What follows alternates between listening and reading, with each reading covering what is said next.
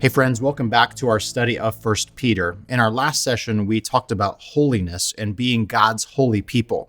In fact, what we said is that Peter says that we are God's children, and that by being his children, we should look more like him.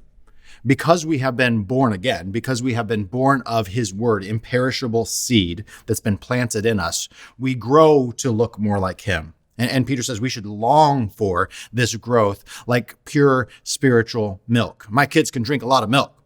And yet what I know about my kids is that what we feed them shapes who they are and their identity. And so for Peter, notice how these components come together. We are his holy people because of who he is. We mentioned it's an attributed holiness, not an attained holiness. We are made holy because God uses ordinary things in the world, and his glory and his holiness is attributed to them. So again, I mentioned those NFL receiver gloves. They're ordinary, but because God used them, they become extraordinary. So we are him. Well, we are his people. We align ourselves to him. We also recognize that as his children, we have a history that is shared. Even though these believers are from 5 different regions spread out, the elect exiles of the dispersion, they have one story in Jesus, one story in God's history. And there's 30 Old Testament quotes, we remember, or allusions, and there's 25 gospel allusions. And so in this history, we as a family of God, we have a shared story. We are part of the scrapbook of God's family. We mentioned Peter adding their pictures into the family scrapbook of God's people, or the messianic people. So we align ourselves to him. We align ourselves to history. We said we align ourselves to hope. We look forward to things as a family together, a shared inheritance that we have. And inheritance plays a role because we have an inheritance from our earthly fathers as well, but it's futile. It's empty. And we can put our hope in things that are empty. Things that will not last, things that will fade. But no, as God's people, we put our hope as his children in an inheritance that will never spoil, never fade, is imperishable. So we have a hope. And this identity leads us to be his holy people. And we said in our last session that holiness is one of those things that Peter uses and has 2 metaphors to help us understand holiness. The first metaphor was children. The second metaphor we want to deal with today in chapter 2, verses 4 through 12. And that metaphor is that of a temple. And kind of under this, we have the idea that Peter uses the metaphor of stones of the temple, but also priests of the temple. And we can talk about sacrifices and those things as well. But the temple as a complex compound and all of the components, all the things that are part of that, Peter's going to talk about that and attribute it as a metaphor to how we understand holiness today. So why should we be holy? We start because he is holy and because of what he's done. He's redeemed us through the precious blood of Christ. He has purchased us, not with silver or gold, but with the precious blood of Jesus. This is part of our story, our good news story. And it's part of our hope as we live between the resurrection of Jesus and the revelation of Jesus as he comes back. As we live in this now time frame, how should we live? We should live as his holy people. Now let's talk about this metaphor of stones or the temple. A couple years ago, my family and I traveled to southern Colorado, and it's there we went to a place called Bishop's Castle. Now, it sounds maybe a little bit more intriguing than what it was, but it's a pretty fascinating place. In 1959, Jim Bishop was 15 years old when he paid $450. That's what I found out. He paid $450 for this 2.5 acre parcel of land in Colorado. So again, 1959, 15-year-old boy pays $450 for 2.5 acres. He starts to build some things out of some of the stones, some of the rocks that he finds there in the Rocky Mountains. He starts a project that will become a castle. You can go to it today. You can actually take your family, and he's kind of an eccentric guy, but you can go there and I don't know how safe it is, but you can actually climb through this castle, climb up on towers and over bridges that he has constructed and welded together. But all of the stone that is there is from his property and probably from some government land that's next door. There's some controversy and some news that takes place there. But here's the intriguing thing about that. He went out into his property and into the adjoining land, and he hand-selected these stones that he fit together to become this castle. These are just ordinary stones. And yet he has crafted them over the last several years, 60 years to build this castle. It has a full fire-breathing dragon on the front. It has bridges and gates that drop.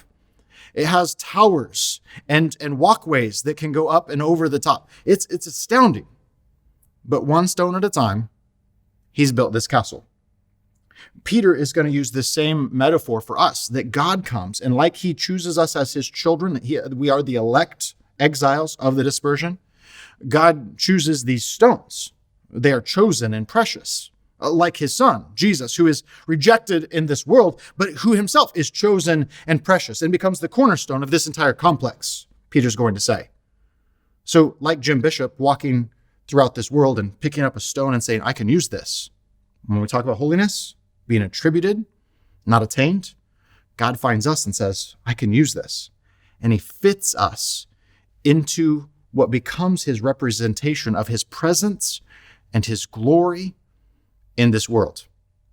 So look what Peter says in chapter 2, verse 4.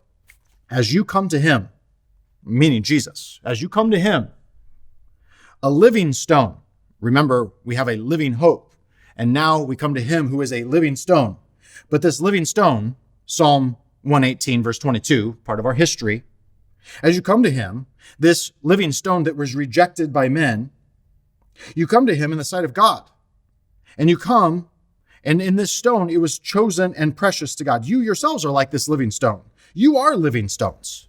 Your history in Jesus makes you have this hope that you are not dead, but you are alive. Your inheritance in Jesus is an inheritance not of futility, but inheritance that will last. It is imperishable. You are living stones, and you are being built up into a spiritual house. You are a holy priesthood.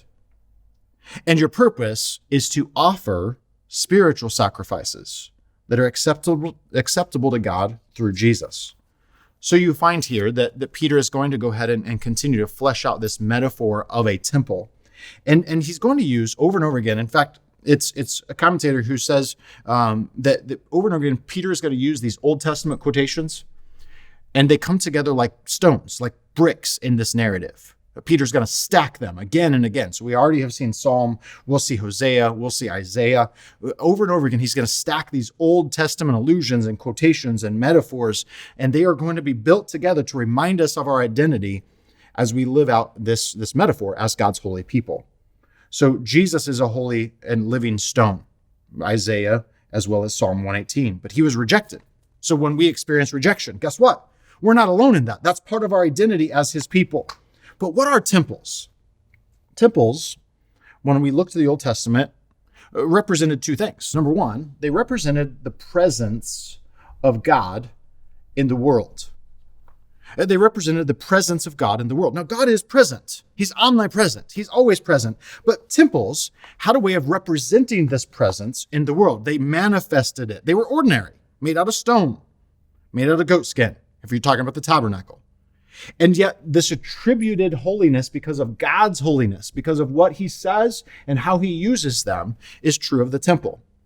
The temple, whether that be the tabernacle or ultimately the temple in Jerusalem, was a place where you could go and visualize God's presence in this world. Now, Peter says, and this is true of Jesus, it's true of Paul, and in our history, as we go from Old Testament to New Testament, we discover that we become this temple. These aren't ordinary stones, but ordinary people. And that as we go around as his exiled people in the dispersion, these 5 regions, we take his presence with us. This is a theme throughout the Bible. God has always wanted to be present with us, and he's always wanting to manifest himself and reveal himself to the world.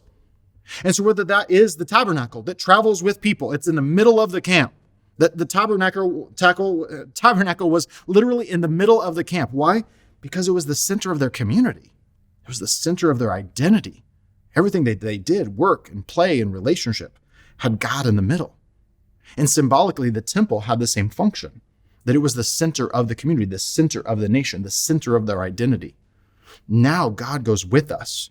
And whether it be these 5 regions that Peter is writing to, or where you live today, you as his holy people, with your identity established in him, even though you are exiles, you take God's presence with you as his temple. Temples were a symbol, a manifestation of God's presence in the world. They were also a center of worship.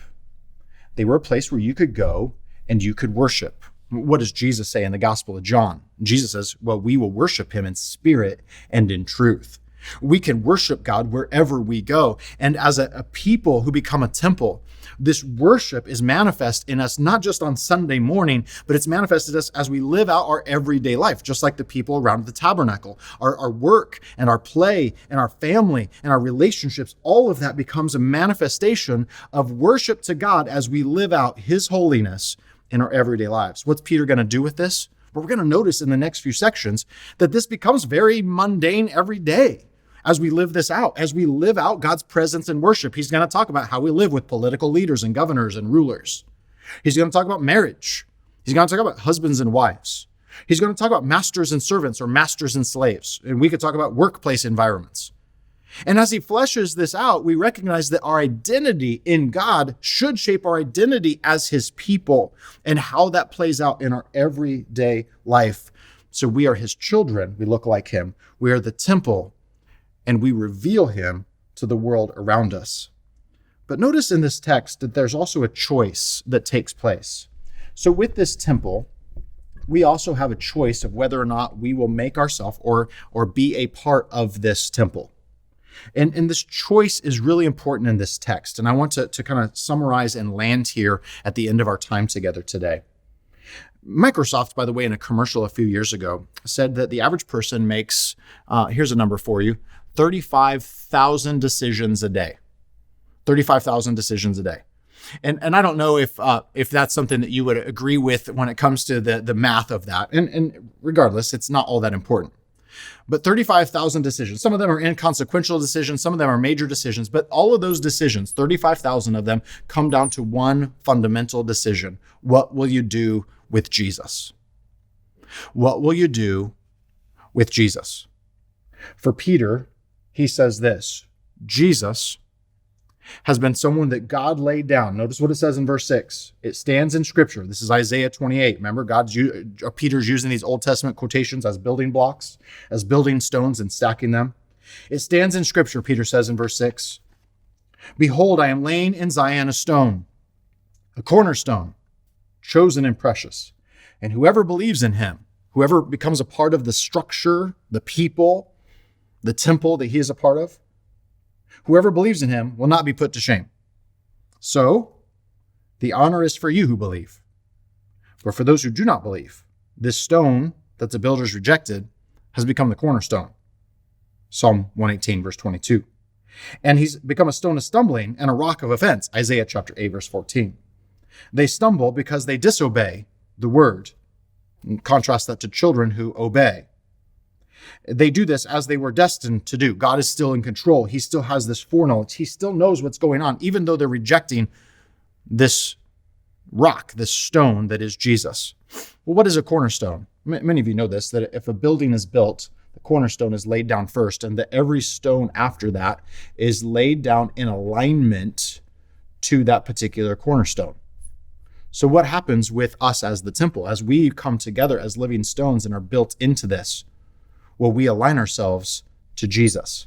That's what we're doing here, is we're reminding ourselves of our identity in Jesus. And we align ourselves in obedience. As obedient, listening children, we align ourselves to him, and we are being built together in his identity of who he is. And if he was rejected, then we can recognize that if we experience rejection as well, that's to be expected. But 35,000 decisions a day come down to this one decision. What will you do with Jesus? We can stumble over him as the cornerstone, or we can build our lives upon him. And this one decision is a decision that every person needs to make, that every individual needs to make as they come to Jesus. Peter says to those of us who have chosen to build our lives on Jesus, to align our lives to him, you are a chosen race, a royal priesthood, a holy nation, a people for his own possession. Why? That you may proclaim the excellencies of him. We proclaim his presence. We worship him. We bring him glory. That you may proclaim the excellencies of him who called you out of darkness and into this marvelous light. Once you were not a people, but now you are God's people. Once you have not received mercy, but now, quoting Hosea, you have received mercy. Beloved, I urge you as sojourners and exiles. Notice he comes back again to this experience we have in the fog. I urge you as sojourners and exiles, abstain from the passions of the flesh which wage war against your soul. Align yourself as a holy people to the cornerstone. Keep your conduct. Peter uses this word conduct over and over again. In fact, more times in Peter's writings than in the rest of the New Testament. This word conduct defines how we behave in the world because of who we are and our identity. So as a temple manifests who God already is, it just becomes a picture. Our conduct is a manifestation in this world of who we are in our identity, in our core. Keep your conduct amongst the Gentiles honorable. Now, many of these people are, by definition, Gentiles, but now they've been grafted into God's family. They have a shared story. Keep your conduct amongst the Gentiles honorable, so that when they speak against you as evildoers, when they reject you, like they rejected this cornerstone, may they see your good deeds. May they see the manifestation of your identity. May they see your good deeds, and may they bring glory, not to you, but to God on the day of his visitation. I want this to be true for the church, and I want you to hear this, church, that we are called in our holiness not to bring glory to ourselves because of what we don't do or what we do. This holiness is to direct attention back to God in the same way that a temple pointed to God and brought him glory. Our holiness, as we live as his presence in the world around us, should paint a picture of who God is. And that is not only what God wouldn't do in this world, what he would abstain from. Peter mentions abstaining from some things, and perhaps we should consider some of that. But it also talks about the things that God does actively in the world. For instance, talking about children, it leads to brotherly love. This holiness leads to brotherly love. It leads to proclamation. It leads to service. It leads to sacrifice. And that identity must become part of the revealing, the manifestation of how we live in our communities and in our families and in our workplaces. And so as we move ahead to our next session, what you'll discover is that these two key metaphors will then be fleshed out, as we've already mentioned, in several of these practical, everyday circles of relationship as we are built together and as we live together as exiles, but aligning ourselves to these orienting truths of who he is and therefore who we should be.